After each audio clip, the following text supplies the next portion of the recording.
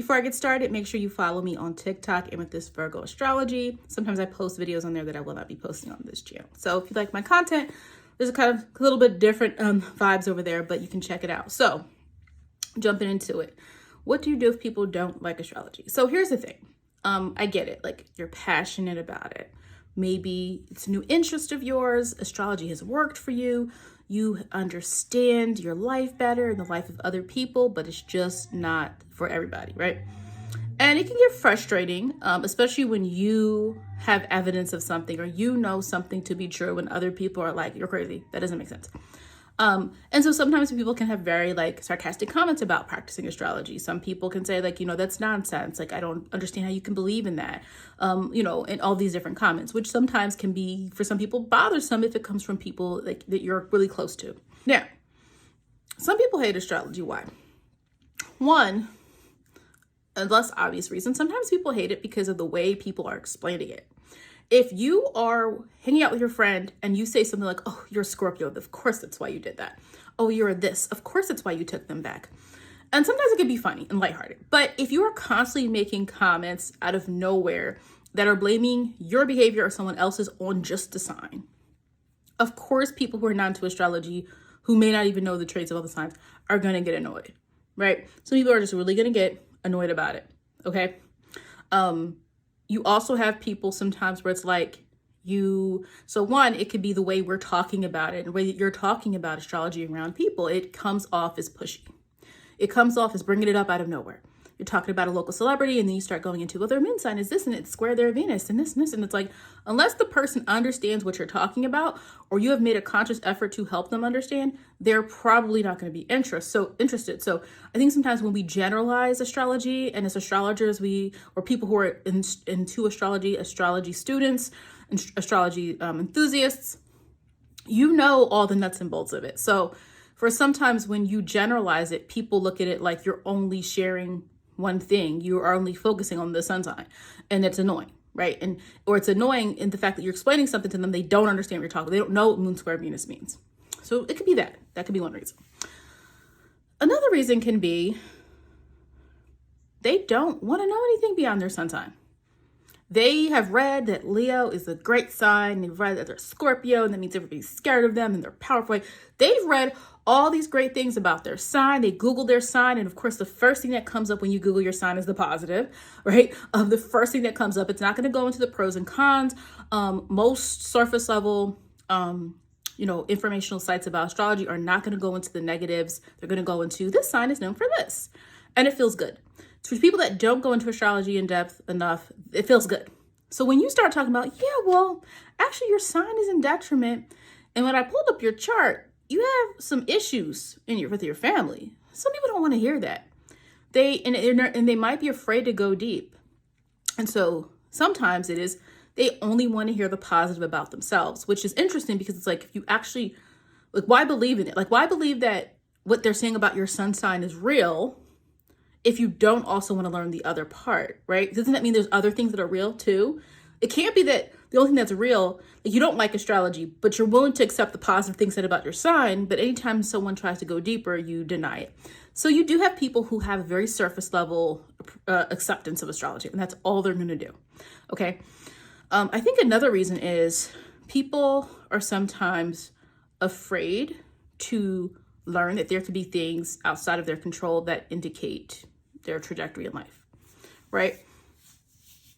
If you could look at someone's birth chart and tell that there's generational trauma, if you could look at someone's birth chart and find that they have issues with power, if you could look at someone's birth chart and find they have issues in relationships, if you look at someone's birth chart and show they're going to struggle fighting, the best career for themselves, that could be scary to some people. So some people want to live in a very literal world where they feel that they have complete autonomy, and it's scary for them to think that there's any type of spiritual explanation for anything.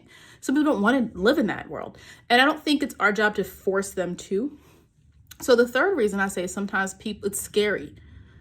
Especially you have people that they want to believe they have all the answers about their life. So when you say, I notice you do that a lot, and that's explained through your Mercury sign. They don't want to explore. There are people who don't want to explore more about themselves. They don't want to grow. or they don't think they need to grow through astrology, and that's absolutely fine. We do not have to force astrology on people. But so there's people who are scared of it. There are people who are scared of spirituality. There are people who are scared of spiritual practices. Ironically, you have people who will claim it's not real, but then be scared of it. Like, if it's not real, what are you scared of, right? So the third type of person is just like, they don't want to believe that some of their experiences can be explained through birth chart. They don't want to believe that you can go deeper, because they might be like, well, I read about my sign, that doesn't make sense to me. They don't want to go deeper. Even if you start to make sense to them and you start to hit a nerve and they're like, oh yeah, that's kind of right, they don't want to go deeper, and maybe they're not ready. I think that's the other thing to understand about, especially me as an astrologer. If someone realizes I do birth charts and it comes up, I'm not forcing them to get a chart reading. I explain what I do. And when the time comes, if they're ready, they can get a reading. And if they're never ready, then they're not, right? Like, I think that's another part of it as well, is when we're enthusiastic about stuff and we're like, let me pull up your chart and you have to make sure the person is ready. Is the person eager? Yeah, tell me something. You also have to know how to break it down to a person who's brand new to this. It can be very overwhelming, right? So I think those are some of the reasons why some people hate astrology.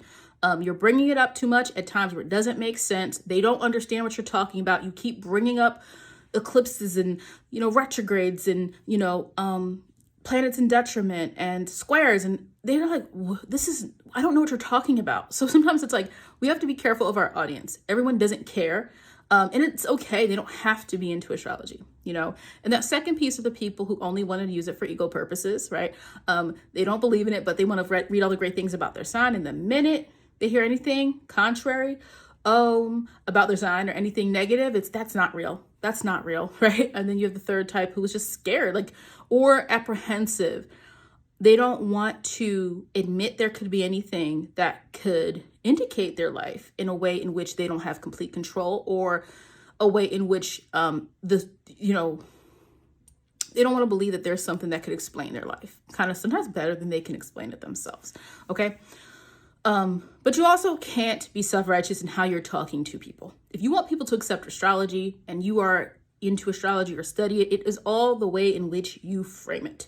When you try to force your hand with this, when you try to make someone believe you know them better than they know themselves because you pulled their chart up and you know this, it's not usually going to be received well. So if you have someone who's kind of on the fence but kind of interested, you have to watch how you speak to them about it.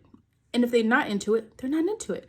I think for me, it's more so, if you're not into astrology, that's cool. Just don't judge what I do.